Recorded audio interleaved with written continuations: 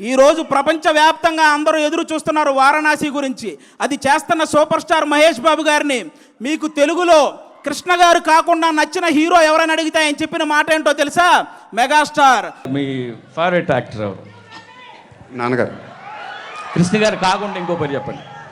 ఎన్టీఆర్ అండి, పెద్ద. ఓ super. Already ప్రపంచవ్యాప్తంగా విస్తరించిన బాహుబలితో మన రెబల్ స్టార్ ప్రభాస్ గారు మీకు కృష్ణరాజు గారు కాకుండా తెలుగులో మీకు నచ్చిన హీరో ఎవరైనా అడిగితే ఆయన చెప్పిన మాట మెగాస్టార్. అంతెందుకు, పవన్ కళ్యాణ్ గారు కొండగట్టు ఆంజనేయ స్వామి పాదాలు తాకి వెళ్ళి గెలిచి డిప్యూటీ సీఎం అయి తిరిగి వచ్చి ఇంకొకరి పాదాలు తాకారు, ఆయనే మెగాస్టార్. ఇలా తోపులందరూ కలిసి డిసైడ్ చేసిన తోపే మెగాస్టార్. కాబట్టి ఆయన స్థాయిని ఎవ్వరూ తగ్గించలేరు, ఎవరి వల్ల కాదు.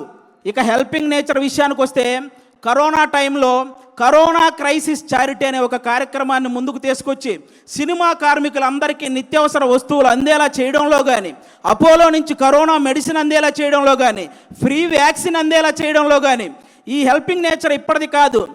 మనం ఏదైనా ఒక స్థాయికి వచ్చినప్పుడు మన తోటి స్నేహితులను మర్చిపోకూడదని ఆ రోజు తన తోటి స్నేహితులైనటువంటి తోటి ఆర్టిస్టులైనటువంటి సుధాకర్ గారిని, హరిప్రసాద్ గారికి, నారాయణరావు గారికి వాళ్ళ ముగ్గురిని ప్రొడ్యూసర్లు చేసి ఎముడుకు మొగుడు అనే ఒక సినిమా చేసి పెట్టాడు వాళ్ళ కోసం, స్నేహితుల కోసం. అప్పటి నుంచే ఉంది హెల్పింగ్ నేచర్, ఇప్పుడు కాదు.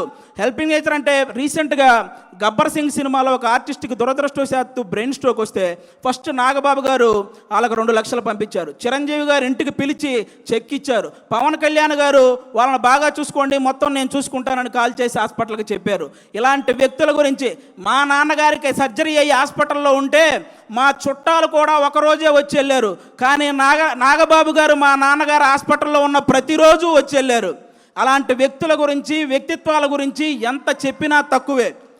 దానం చేయటంలో చిరంజీవి గారిది కర్ణుడు మనస్తత్వం అయితే సురేఖమ్మ గారిది డొక్కా సీతమ్మ గారి మనస్తత్వం. ఆవిడ చేత్తో ఎంతమందికి పెట్టిందో, ఆవిడ చెప్పి ఎంతమందికి సహాయం చేసేలా చేసిందో.